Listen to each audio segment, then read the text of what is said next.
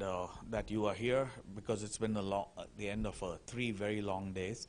But we've asked some very important questions, and some very important conversations have started here and of course gone on off stage, and all of this is being recorded and live streamed, so it's a very important question. But I was immediately struck when Rakshanda asked this question. She said that she'd like to have a session called Call Me By My Name. And this is something that definitely is an issue for me. My name is Vivek, obviously, and I've been hearing, from day one of my life, I've always, there's always a question of confusion. And of course, I'm a Goan, my family's Catholic, and so this question of identity, where do I fit, how do I slot, do I have to fit, do I have to slot your narrow categories? And as I thought about it, I realized part of this festival is also re-understanding who we are as a community. A lot of the community has changed. Who we are in Goa has changed. One of the things is Prayag has been quietly living in Goa for some years now. He's moved to Goa. He's a neo-Goan in my unfortunate coinage. And he's very committed. Sorry, you're okay, man. I'll issue you your card afterwards. I think we'll take Prayag. But Prayag's a wonderful writer. He's written this amazing novel. It's also been filmed. He's a tremendous resource. Somehow we've not managed to actually integrate all of ourselves together in the way that we would like to and we want to. And of course, Prayag and I have met for other reasons also. My son goes to the college where he went. But it struck me, I've obviously had this problem your entire life, right? So that's why I actually pestered Prayag quite a lot. Please do this, please do this. Thank you so much for being here. Prayag, perhaps you would like to also frame the question, and then we'll find out from Rakshanda what she had in mind. Oh, yeah, sure. Thank you so much for that lovely introduction. Yeah, I mean, when you first brought this up with me, it was kind of like a flashback to school, when every teacher would kind of look at your name and be like, how did you get this name?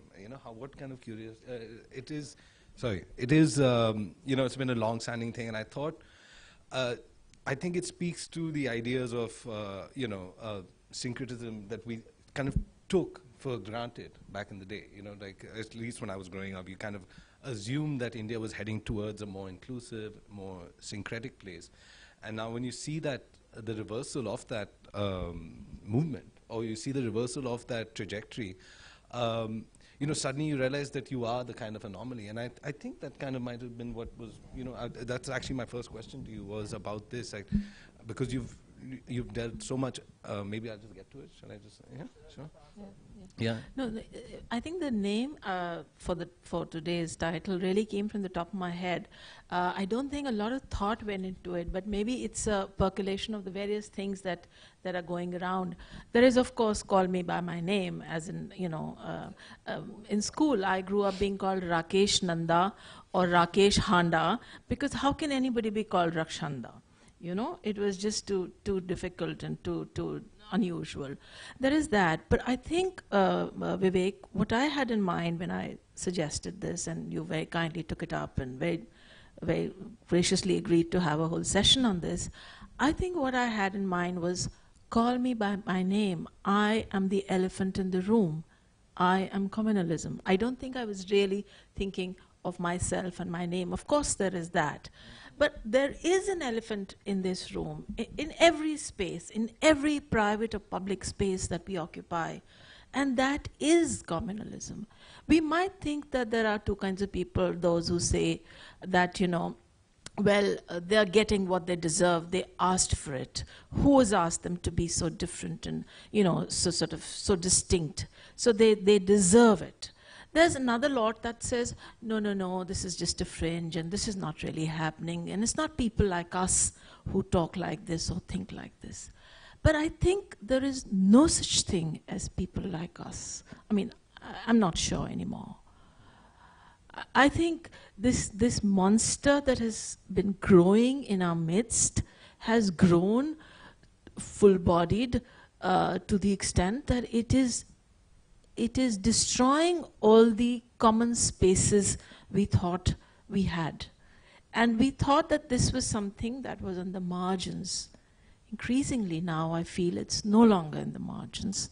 It's right here in our midst. So we were talking about this, and I was actually, even right before we came on stage, I was talking with Chandrahas about this, the same topic. And There is, I mean, there is a sense, of course. We can see it's growing and becoming more and more vicious and more central to our political culture and, our social culture.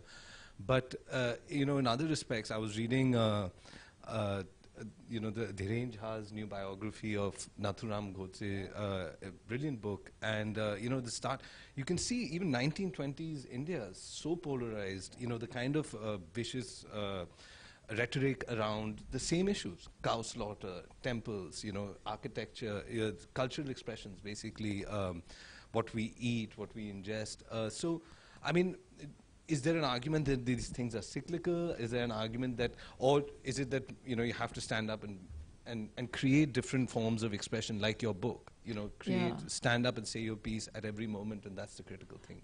Parag, I would agree with you only partly. Yes, these debates have been around: cow slaughter, azan versus arti. It's been around for a very long time, Hindi and Urdu. These things are not new. They've not mushroomed after, so they've been there, but my sense is they were topical to the larger debates. Immediately after 47, we said, let's put our shoulder to the wheel, let's get on with the business of nation building. And I think the great majority of Indians felt, yes, let's put these differences aside. The film lyricist interpreted this idea in his own way. Chodo kal ki baat purani, aao milkar likhe nayi kahani. And let's not belittle Hindi cinema. It reaches the nooks and crannies of the popular imagination. So whatever is being said at one level, if Nehru in the 50s is saying, let the temples of India be the dams and the colleges and the universities, so this is being interpreted in different ways. I think things are coming along rather nicely, with minor hiccups, of course. We have a Moradabad massacre, we have a Nalli massacre. All of these things are happening. I'm not saying it's smooth sailing. I'm not saying that at all. But born in 63, I remember growing up in an India which has vestiges of Nehruvian idealism.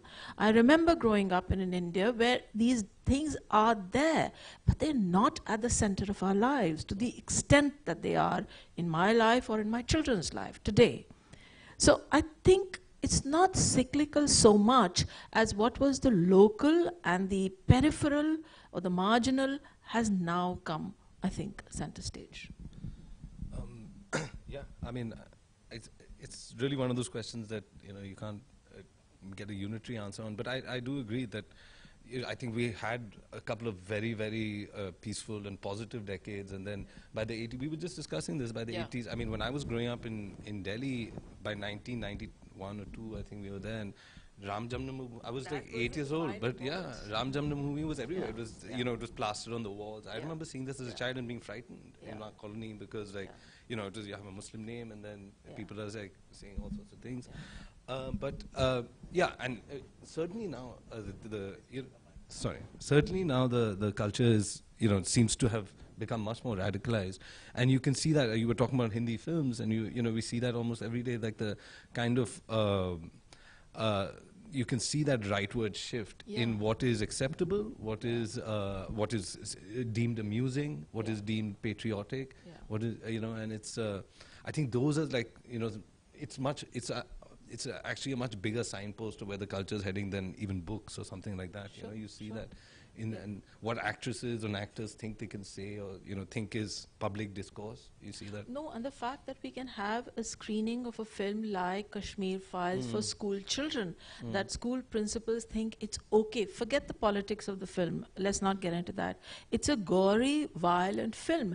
Do we want our children as educationists, as parents, to be subjected to these images of violence? So I see this as a very long journey of us as a people, where we think it's okay to not just ingest violence and gore and toxic stuff, but to actively facilitate our children and young people to be exposed to this. I mean, you hear of school principals having screenings, you hear of people giving an off day to their employees to go watch the film. This is, I feel this is toxic. I mean, it certainly happened also around the time of the election with that Yuri film. There was suddenly there was this kind of fervor, national fervor, that you had to watch it. So, to get back to your book, I know this is a departure for you, and from a lot of your previous work. Actually, for some of you who might not have context, Rakshanda's written a lot about literary history of the Urdu writers and English. I think in a lot of Delhi-based writers, a lot of Delhi historians. She's done a wonderful book on the monuments of Delhi, and beautiful photographs. I remember seeing that years ago, and. She's this. I've always associated her growing up in Delhi with as the kind of a voice of Delhi culture, and then you come in many years later. I came and settled in Goa, and actually, since one of the things I wanted to talk to you about is like the Goan perception of Delhi is very different from say Rakshanda's work. If you tell anyone you're from Delhi, people assume you're a broker or you drive a BMW or something like that. Like, do neither. yeah. So no, I'm just like, but there are that is the kind of public perception of Delhi, and I'm curious about how your work speaks to that, and how your work is a kind of is almost railing against that notion, because there is so much culture that's almost invisibilized over the last decades. Yeah. So I came to live in Delhi in 1967. I was 4 years old, so my entire schooling and college and university and everything happened there. And so, as I said earlier, this India, this Delhi was still, the economy hadn't opened up. People had an ambassador or a Fiat. They went to the local super bazaar to do their, weekly shopping. This was a city of people, mostly service class people. There were an odd here and there business person, but one didn't quite know what to make of them if your own family was strictly bourgeois, strictly working class. There was all of that. I remember Delhi changing from the clusters of urban villages that we had, and I've always been fascinated by the urban villages, each of which had a monument at the center of them. And I think my interest, the book that you're referring to, I wrote a book on Delhi's lesser known monuments called Invisible City. So that interest really came from those lesser known monuments that even back then, actually very few people took the trouble to go see. You might take your dog for a walk through the grounds, or you might take a shortcut, or you might drive past them or walk past them, but you very seldom knew them by their name. Another instance of call me by my name. So you would call them Raja Rani ka Mahal, whereas it would be a maqbara, a tomb, not a mahal.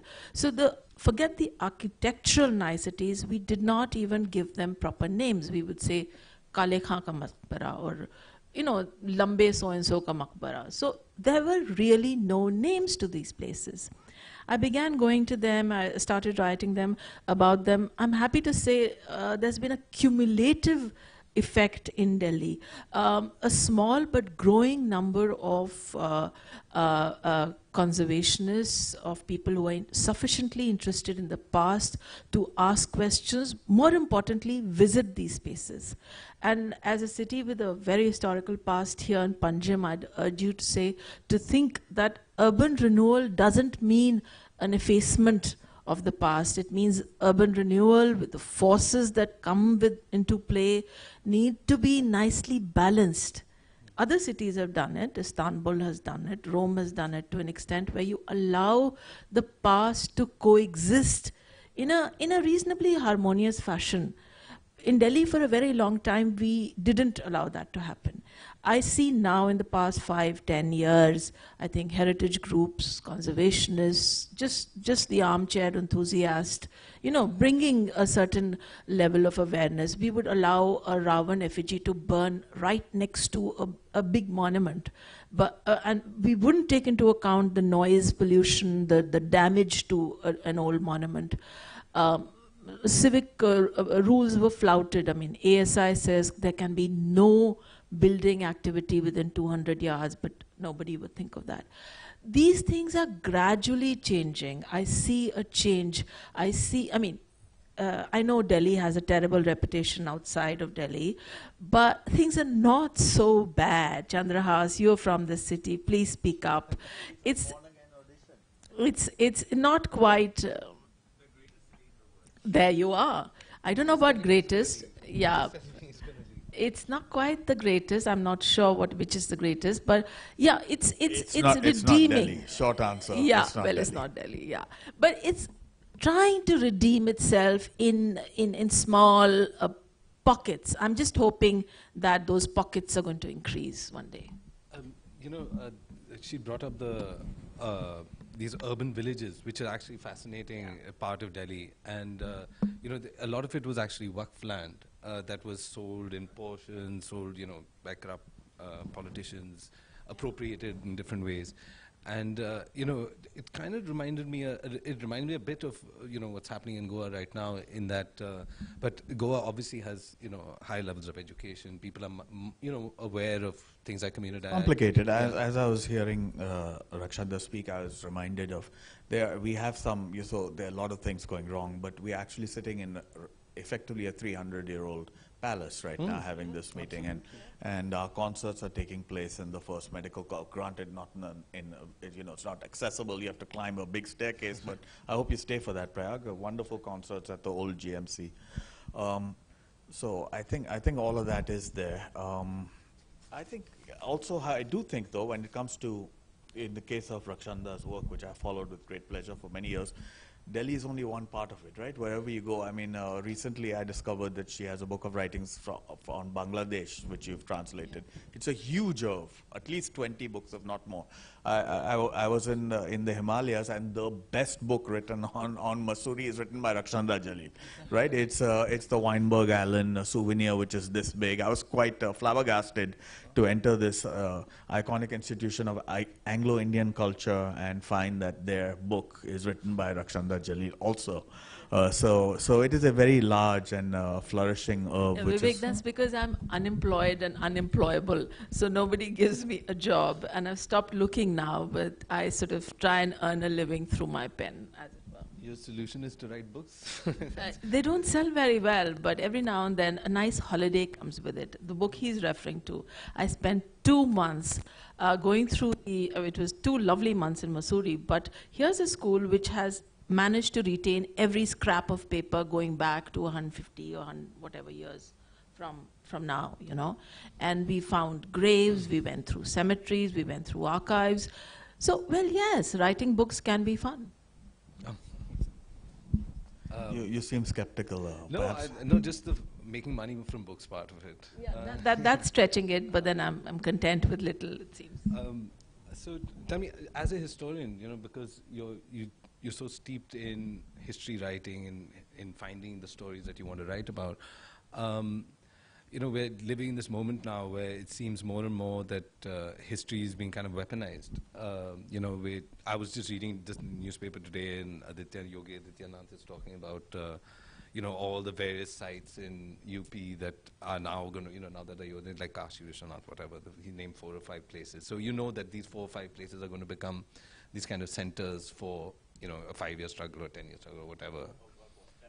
Yeah, temples, the mosques. And, so these are historical, these are monuments, often, religious monuments, but, and living monuments in that sense. They're being used, but there is it's a kind of weaponization of history, right? They're utilizing certain aspects of the building structure, which was also, this has been around for a long time. Temples were doing it to other temples also, right? They were knocking down temples. And in Goa, I remember right before the election, there was one of the firmament of the BJP popped up, and he was said that we have to replace all the churches. It's state policy at the moment, actually. Is it? It is state policy. Yes. It's really, and with money attached to it. Wow, I didn't even realize it started. Yes, yeah. It has. Yeah. So I think history is layered. I mean, layers upon layers. You dig deeper. How do you know that beneath what you think is a temple, further beneath it would be a Buddhist, monastery? So this country goes back to centuries and centuries of history. Where are you going to stop? Whose claim will be the final one? Who decides that? We've already got courts to step in and decide that for us. But if supposing for whatever reason, when the courts decide that this was actually a Buddhist monastery and we are not satisfied with that, what is going to be our next step? So this course this juggernaut that we seem to be on, where does it stop? And this weaponizing of history, I think, we are allowing a certain discourse to take prominence. And I hold social media responsible in a very large measure. Very few amongst us have an informed opinion on anything. It's largely through WhatsApp forwards of a very, very dubious vintage. I mean, one has now arguments with people based entirely on WhatsApp forwards, which, if you think about it, is completely bizarre. Nobody thinks that they need to read a book or, go back into a library or an archive to get information. Everybody seems to think that you can pluck it off the net, or in worst instances from, dubious YouTube and WhatsApp messages. I think that is also where a lot of the problem is coming. These are not informed debates. These are just opinions. Absolutely. I have access to one of these WhatsApp groups. I joined one of them, and but the amazing thing is how much stress that they place on what seems like accurate history writing. They will make a claim. They will build a claim based on whatever evidence is. Okay, this was found here, and this means that there's 1,000-year history of this thing. So there is an effort almost to resemble the language and the way of the way of building an argument that historians use, but then it quickly devolves into But the voices of what I would call the bona fide historians, and by bona fide I mean those who are professional historians, those who've put in years and years of work, first to obtain degrees, then to teach, and then to actually go into archival material, to read books, their voices are increasingly being muffled, sidelined, ignored, or mocked. The worst part is mocked. So you will have don't wish to take names, but you will have X branded a Marxist historian, Y branded a liberal secularist, which is an offensive word, and so on and so forth. So we are not going by their credentials. I mean, one can, of course, take all sorts of names, but I don't wish to go into specifics. The point here is that the people who spent a lifetime building their credentials and their careers as professional historians, their arguments, be it about, let's say, for instance, Savarkar, or anything, or a mosque, or a disputed monument, those voices are increasingly sidelined, mocked, ridiculed. Instead, you have again, I will quote Nehru, who I quite like to quote. He used to call them the strident illiberals. It's a lovely coinage. The liberal voices are now getting muted, sort of weary, muffled. It is the stridency of the illiberals, by their sheer volume, by their sheer lung power, by their sheer presence in our midst, that is now gaining currency. May I? But I must ask you this: like, isn't there a huge capacity to mock back? I mean, one of the things that I find, I'm sitting, of course, in Goa, and I don't really have skin in the game in that sense until you do. Until I have that much skin in the game. Who's to know when? Yeah, that's true. But like, I've always found one of the biggest farces in the world right now is this attempt to cancel the Taj Mahal. Like, it's like the Taj Mahal of all buildings. It's an attempt to somehow tarnish. Like cutting your nose to spite yourself. Can you even? It's like shooting yourself directly in the head. I mean, like, can you? How can you in any way tarnish the Taj Mahal? Look what the Taliban did, right? You can knock down they did that. So there's no knowing. That is true. That is true. Bamiyan did happen. Bamiyan did happen. Bamiyan did happen. How politically expedient it is at this moment. But if you did it.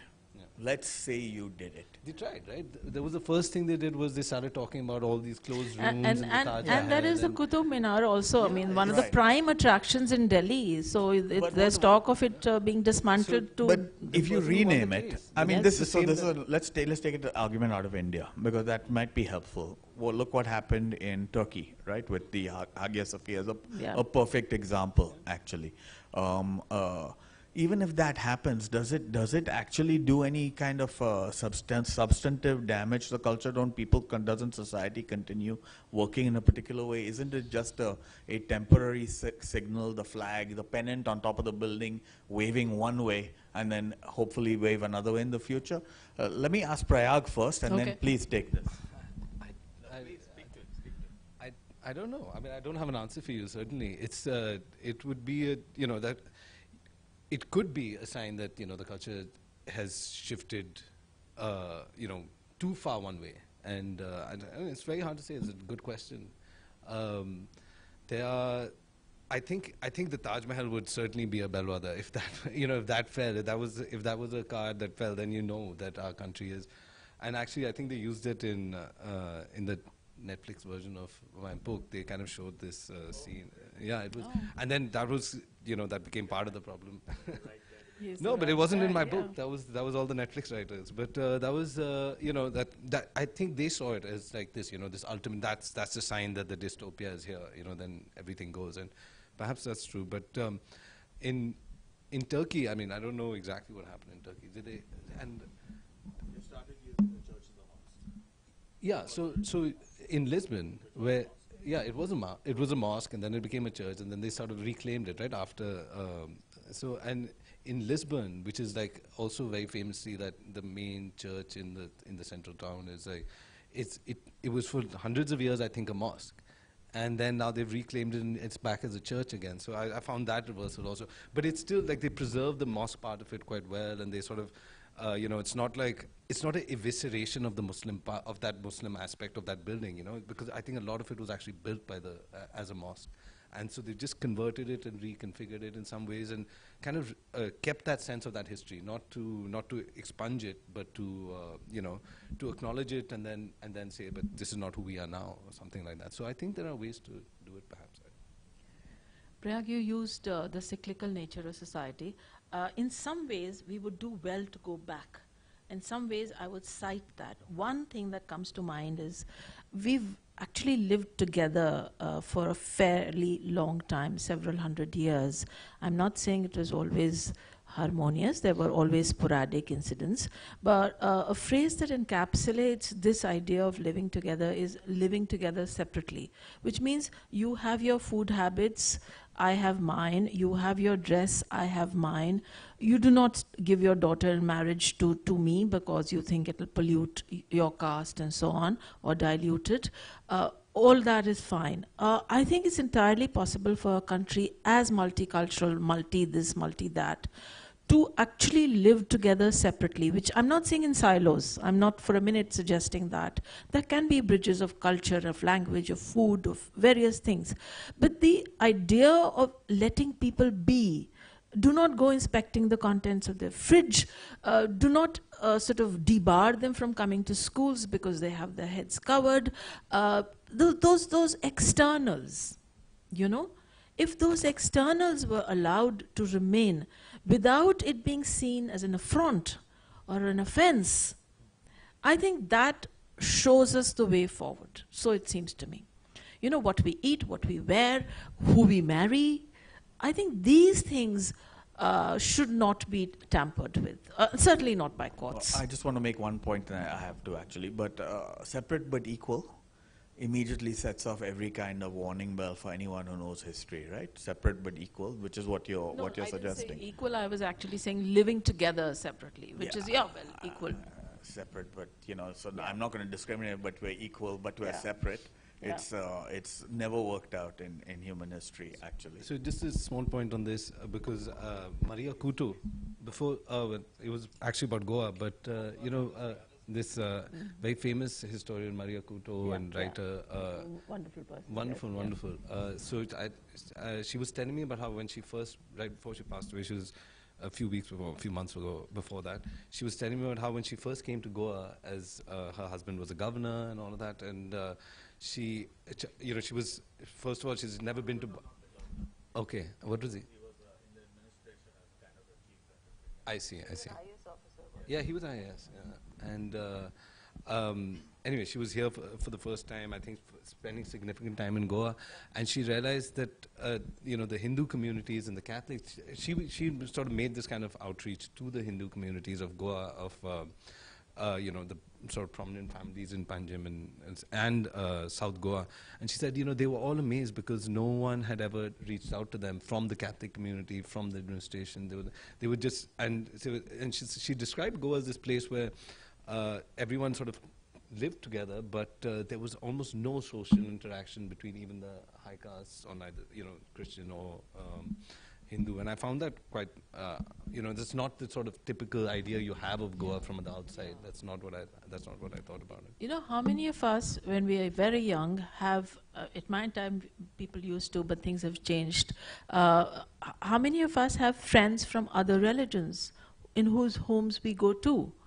So if it were to start from a young age, so instead of keeping our children away and on little islands of our own making, if from a younger age we were to encourage people to get to know each other. So this otherness that I'm talking about, call me by my name, don't just see me as the other, then that is one way forward. I think it can lessen if we were to.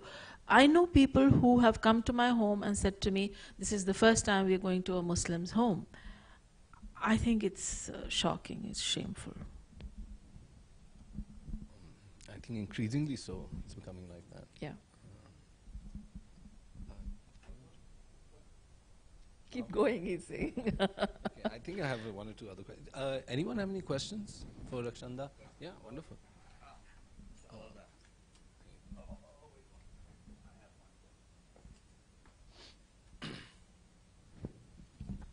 Please introduce yourself, Mr. Havaldar. No, please. Should I introduce you? No. My name is Daulat Havaldar. I have been staying in Goa for a long time. I am not from Goa. You should call me by my name. I am always called as outsider.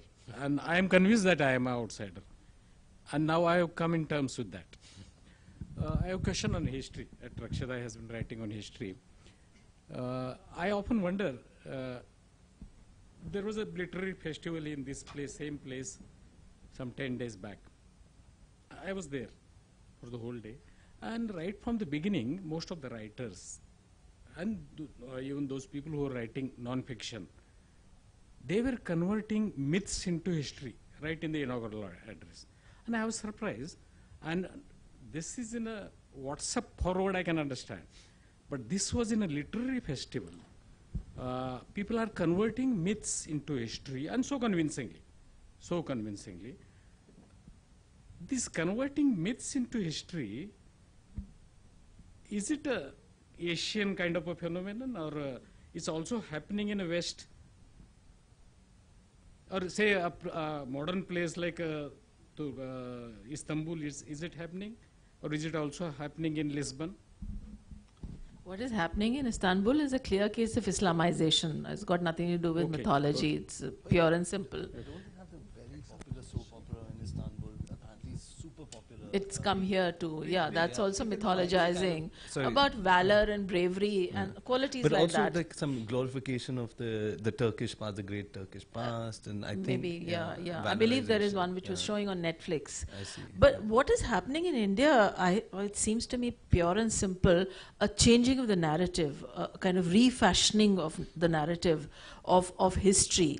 You add Veer to somebody's name and then generations of school children will think that person is a Veer. So what that person actually did, and the professional historian can go blue in the face saying, no, this is what that person did.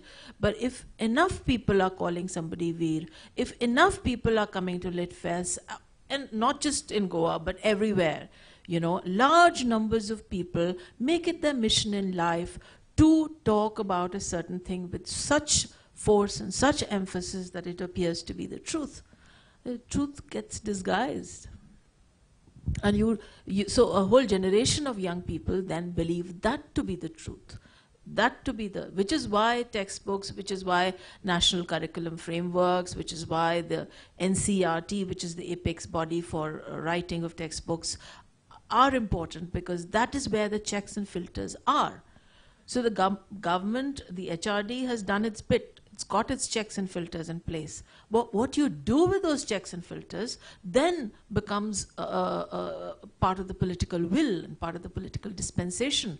So you have an Arjun Singh who comes along as HRD and lays down one national curriculum framework and says, this is how history should be written, and these are the people we want to sit on those committees so that they make sure that no errors creep in. And then we have somebody else who comes along and who gets his own set of people to make yet another committee to decide how history is to be written. Okay, I was on conversion of myths into history. Similarly, what I find is most of the rebels who were there, part of the history, like our Shivaji or you can say Rana Pratap. Now, the way they have been appropriated now, instead of what they stood during that part of the history, and they had a very little support from the masses that way. When even Aurangzeb, who came to Deccan for 50% of his working life, there was huge support from the Maratha Sardars to the Aurangzeb. Initially during Shivaji's time little less, but after his son's time, Sambhaji's time, most of the Maratha Sardars, they supported Aurangzeb. But it's never brought anywhere. So you're one of the best informed people. You know, that is absolutely true. I mean, this is how historical figures get converted into symbols, get converted Really, into. this is part of this Deccan, but in even your central India and the North India, In Delhi the too. Rajputs were Yeah. the major supporters of the Aurangzeb. Yeah. Of course, all through Even the initial Rajasthan, they part were, of his taking the throne, and even subsequently. I mean, all the princely states of Rajasthan, or who have descendants now playing polo and all sorts of things like that, those were they were the vassal states for the Mughal Empire. Like a lot of these were paying tribute to the Mughals. So this idea of Rajput Mughal thing, which is actually, it's an old Hindu-Muslim sort of, they're basically pointing to a historical battle between, and a valorization of Hindu kings over Muslim kings and Hindu victories over Muslim victories. And it just wasn't the case. That wasn't how history was being. Yeah, I think it started in a benign way with the Amar Chitra Kathas and other things, which was a pictorial way of presenting history. So you had a Prithviraj Chauhan and a Sanyukta's Swayamvar being depicted in a sort of a romanticized, rosy, tinted manner. But then it was never a textbook. It was still supplementary reading, and you could still sort of not give it the sanctity that a textbook has or that a public platform has. I think we've come a long way from the Amar Chitra Katha brand of history to where we have now people coming and occupying public spaces and saying, no, this is... So take the case of Prithviraj Chauhan. The Municipal Corporation of Delhi has decided to valorize him in a very, very big way. So his defeats, oh yes, his defeats, his sort of not very glorious end to his career is, as it were, completely transformed into a fight against injustice. So how you rewrite history, how you refashion it, you write it with such force and vigor, and you have at your command various resources. So there was also some talk, I'm going by newspaper reports in Delhi, which says that the skyline of Delhi has too many Muslim-looking buildings. We must remove them. We must. So and this is in a purely touristic fashion. It serves no other purpose than a visual look at Delhi. So the authorities were told that no, remove the very Muslim-looking buildings and put in others. Now, there are the major attractions and then the minor attractions. Tourist busloads of them happen to go to the Humayun's tombs and the Qutub Minars and so on, But for civic agencies to step in and modify that is a worrying part.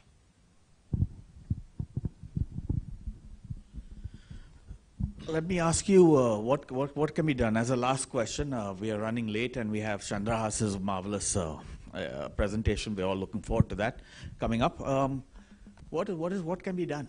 I mean, call me by my name. Call me by my name. We name the problem. Don't call me Rakesh Anda, please. But the othering is where you just make that person into a monolith. There are no differentiating qualities. You are just the other with no redeeming quality, no differentiating quality. I think look out for the differences.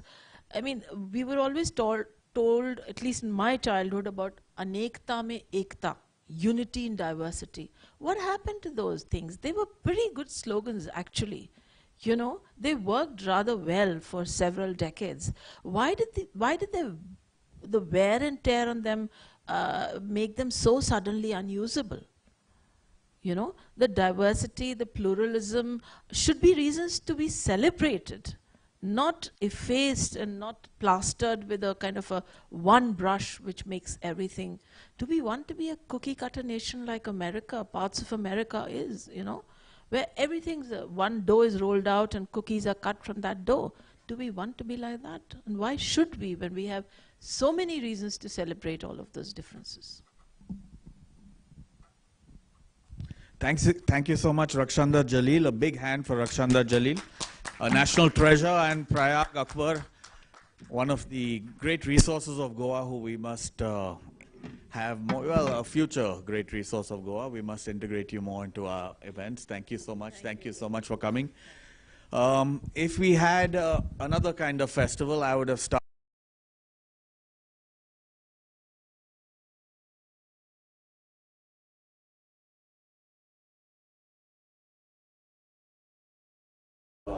the kind of world that we would like to live in.